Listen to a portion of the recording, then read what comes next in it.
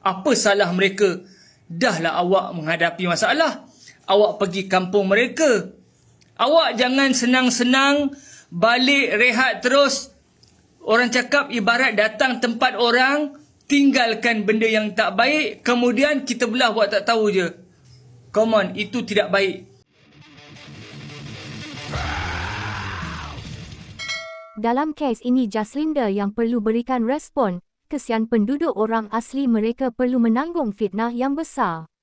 Itulah yang dapat disimpulkan dari kenyataan seorang TikTokers dikenali sebagai Alifah Sufi apabila individu ini mengulas mengenai kes tok batin orang asli yang difitnah mensorokkan Jaslinda Saludin, pendaki yang dilaporkan hilang ketika mendaki di Gunung Batu Putih Tapah Perak, 24 Mei lalu.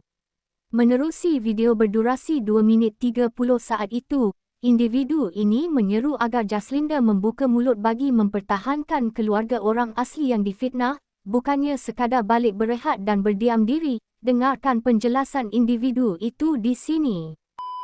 Assalamualaikum tuan-tuan dan puan-puan. Okey, kita nak berbalik kepada apa yang berlaku ni.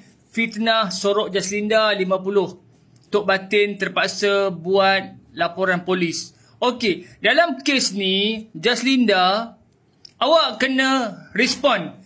Dalam kes ni Jaslinda, awak kena mempertahankan apa yang berlaku. Awak yang menjadi saksi dan kerana awak lah yang datang kampung tu, awak yang tiba-tiba pergi situ dan mereka terpaksa menanggung fitnah yang besar. Kesian mereka, tercalar, terpalit segala kontroversi. Maruah mereka orang asli. Saya nak bagi tahu, Jaslinda, awak kena bercakap, kena pertahankan, kena perbetulkan keadaan. Kalau tidak, saya tak tahu apa nak cakap. Betul-betul perkara ini tak patut berlaku. Apa salah mereka? Dahlah awak menghadapi masalah. Awak pergi kampung mereka. Awak jangan senang-senang balik rehat terus. Orang cakap ibarat datang tempat orang, tinggalkan benda yang tak baik, kemudian kita belah buat tak tahu je. Come on, itu tidak baik. Come on, betulkan keadaan. Kepada Puan Jaslinda, awak tahu apa yang berlaku? Kesian tak? Awak tengok tak? Kesian tak? 50 orang asli, wakil mereka, tok batin mereka, terpaksa buat laporan polis. Terpaksa pertahankan apa yang berlaku. Terpaksa tegakkan, mereka tak tahu apa-apa.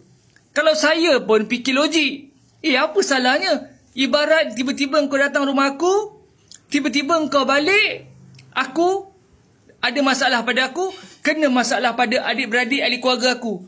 Come on, itu tidak baik. Semoga mesej ini sampai kepada Puan Jaslinda. Awak kena betulkan keadaan, itu saja.